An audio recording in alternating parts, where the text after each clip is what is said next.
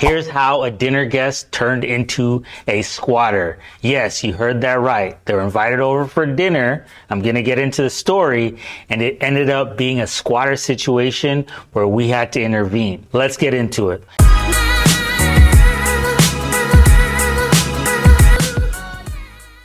If you're behind on your mortgage, if you're facing foreclosure, if you have an inherited home, you don't know what to do with, if you have a home that needs repairs, send it our way. We would love to give you a same-day cash offer. Did you know that if you invite a person over, if it's a friend, relative, or guest, and they refuse to leave, it's no longer trespassing and it might be considered a civil matter.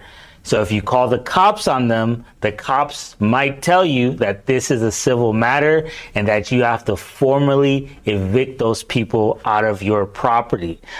The process to evict somebody takes anywhere from 30 to 60 days. Let me tell you what happened to us. We got this property from a referral and they had squatters. This was a messy situation. So I'm going to break it down for you. So here's the story. The mom had passed away, she didn't have a will, and she left the house to her 4 kids.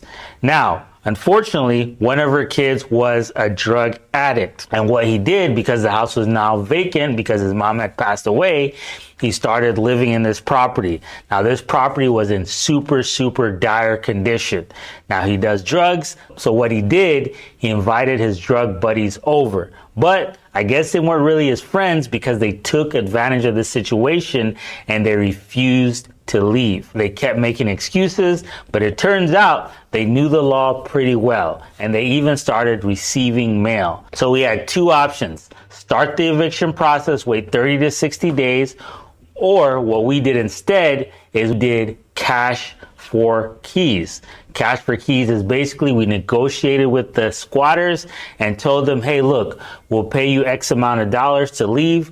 We ended up agreeing to $1,500. They took the $1,500, they left, and we boarded up the property and changed the locks. So if you currently have a property right now and it has squatters, the first thing you can do is ask them to leave. If they don't leave, offer cash for keys.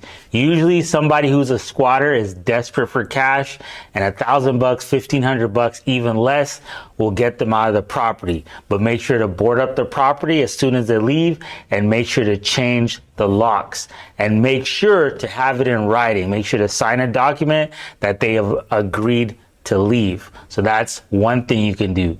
The second thing you can do is you can always go through a formal eviction. It's going to take 30 to 60 days depending on the situation. I recommend hiring an attorney and not an eviction specialist.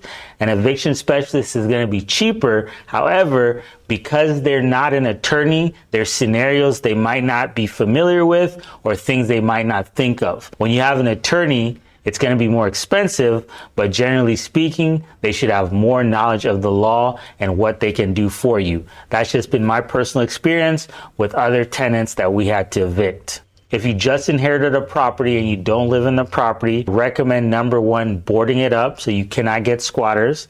I'd also recommend putting a car in the driveway if you have an extra car. Another thing I would recommend is turning the lights on at night. Right? So it seems like somebody's there. And another thing I would do is probably tell a trusted neighbor to keep an eye on the property.